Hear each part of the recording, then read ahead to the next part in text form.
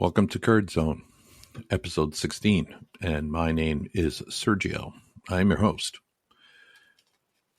Before we begin, I would like to acknowledge the sensitive nature of my topic today. I will be discussing CSA, childhood sexual abuse, and parts of it, which may be distressing or triggering for some listeners. I encourage everyone who finds this content uncomfortable to prioritize their well-being and consider whether listening at this time is appropriate. My goal in discussing CSA is to increase awareness, promote understanding, and support survivors. The information provided is not, I repeat, not a substitute for professional advice or therapy. So if you or someone you know has experienced CSA or is in need of support, I urge you to seek help from a qualified professional or contact your local authorities. By continuing to listen to this podcast, you acknowledge the content may be difficult, and I agree to approach it with sensitivity and respect for survivors. Thank you for joining me in this important conversation.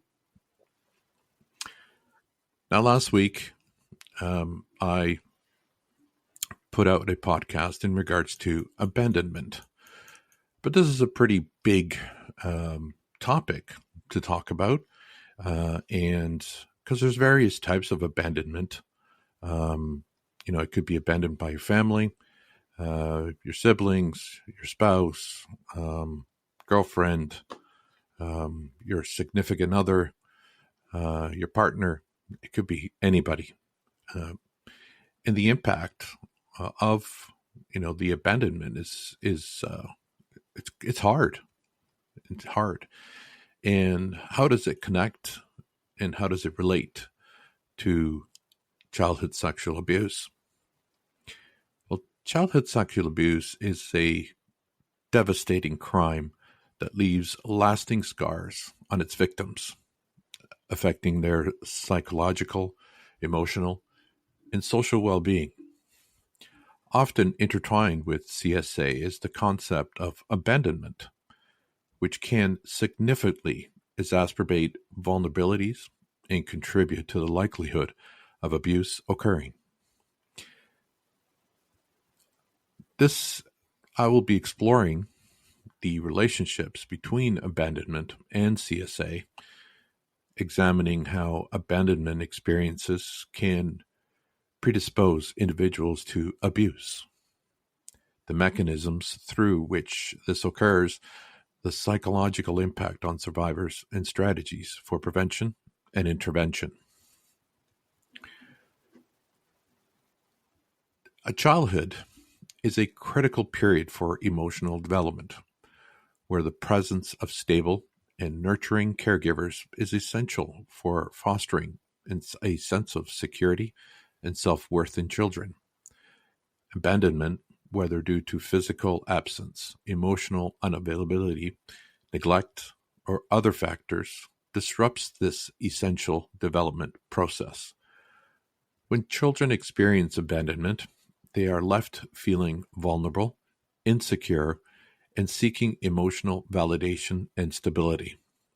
Unfortunately, perpetrators of CSA can often exploit these vulnerabilities, manipulating children into abusive situations under the guise of providing attention, affection, or a sense of belonging.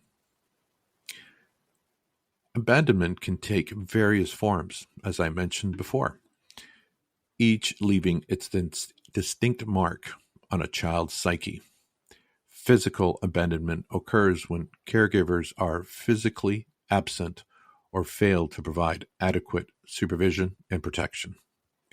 Emotional abandonment, on the other hand, occurs when caregivers are emotionally unavailable, neglectful, or unable to meet the child's emotional needs for love, support, and validation. Both forms of abandonment create a void in the child's life, leading to feelings of inadequacy, loneliness, and a desperate search for connection. The link between abandonment and CSA is complex but significant. Children who have experienced abandonment are more likely to seek out relationships that provide the emotional nurturing they crave, making them susceptible to manipulation by perpetrators who exploit their vulnerabilities. Perpetrators often use grooming techniques to establish trust, emotional dependence, gradually escalating their behavior to sexual abuse. This process can be insidious, with perpetrators taking advantage of the child's need for affection and attention to normalize and perpetrate the abuse. Furthermore, abandonment may lead to difficulties in setting boundaries or recognizing abusive behavior, as children may have never learned what healthy relationships look like. Their skewed perception of relationships and attachment dynamics can make it challenging to identify abuse or seek help, further perpetrating their vulnerabilities to CSA.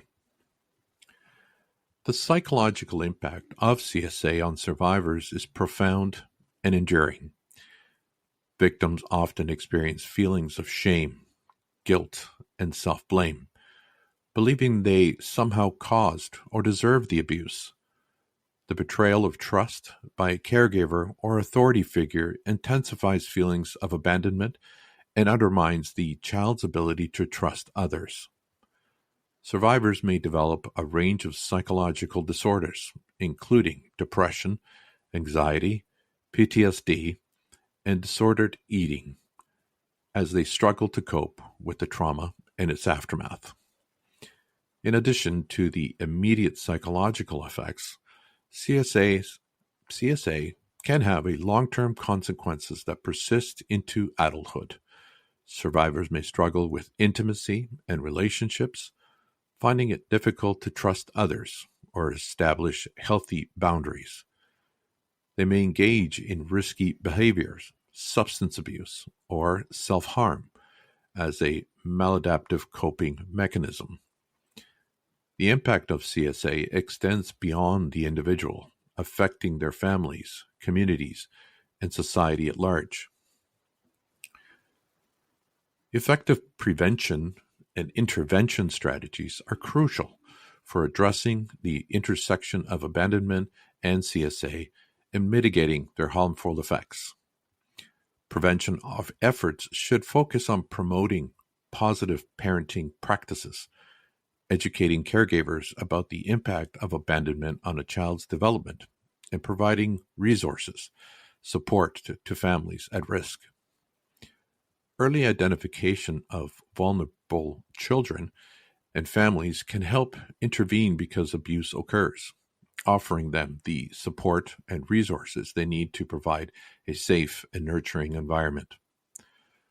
For survivors of CSA, trauma-informed therapy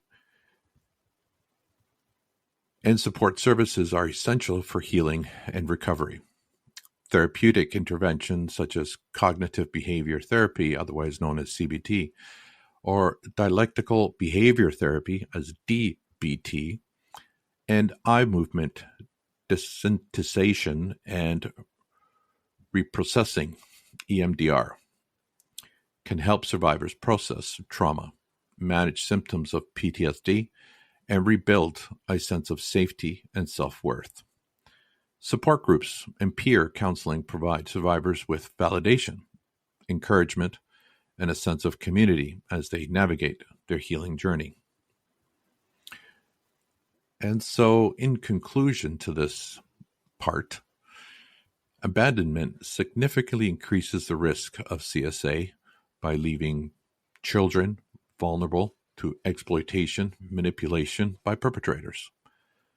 The psychological impact of abandonment and CSA is profound, affecting survivors' self-esteem, relationships, and overall well-being.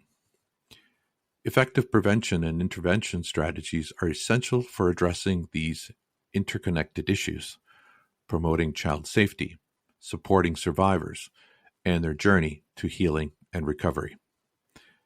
By understanding the complex relationship between abandonment and CSA, we can develop holistic approaches to child protection, advocate for survivors' rights, and create supportive environments that promote resilience and healing. It is imperative that we continue to raise awareness, educate communities, and collaborate across sectors to prevent childhood sexual abuse and support those affected by it.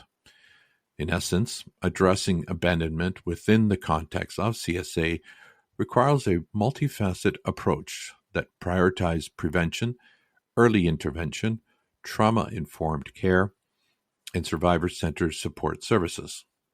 By addressing the root causes of abandonment and support survivors' recovery, we can work towards creating safer and healthier environments for children worldwide. Now, last week I mentioned in regards to top 10 things that you shouldn't say to a survivor of childhood sexual abuse. And so today I thought I would give you the top 5 things that you should say to somebody who is a survivor of childhood sexual abuse. Number 1, I believe you. Affirming belief in the survivor's experience is crucial. Many survivors of CSA struggle with feelings of shame, guilt, and self-doubt. By stating, I believe you, you validate their experience and reinforce that they are not to blame. That goes with the next one. Number 2, it's not your fault. Survivors often internalize feelings of guilt and self-blame. Reassuring them that the abuse was not their fault can help alleviate these burdensome emotions.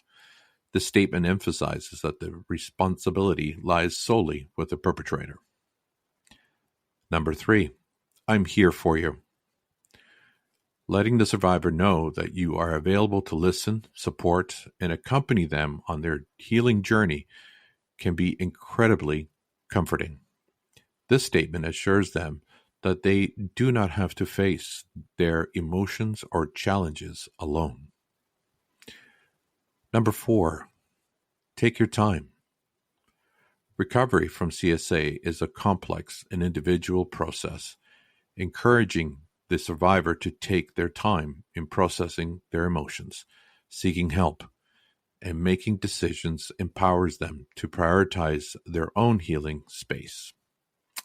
And number 5, how can I support you?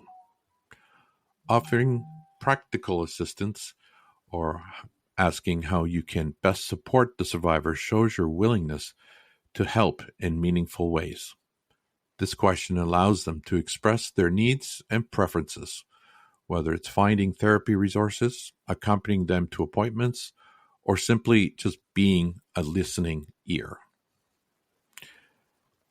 Additionally, it is crucial to listen actively without judgment and to respect the survivor's boundaries, pace throughout their healing journey. Each survivor's experience is unique, and your support can make a significant difference in their recovery process.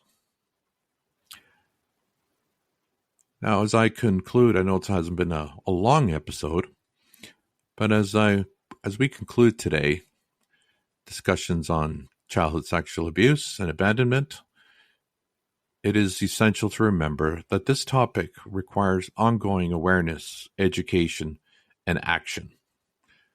We've explored the profound impact of CSA on survivors, the complex interplay with abandonment, and the critical importance of prevention and intervention.